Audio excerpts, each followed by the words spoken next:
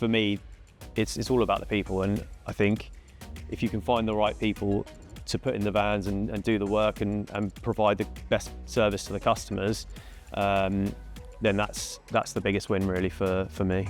Once getting over that hurdle, finding the right people, then I've found it's about bringing them into the value system that Revive has.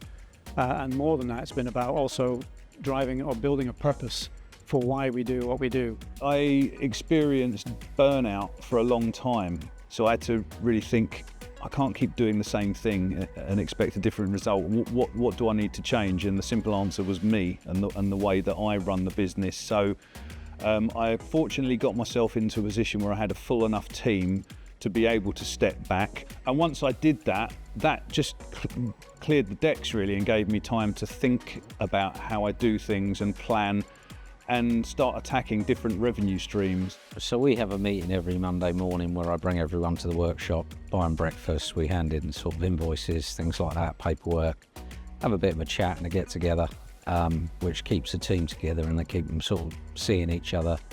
We'll have a couple of meals out throughout the year and a Christmas party, and just trying to sort of bring us together a little bit all the time, so we're all sort of feel part of a team.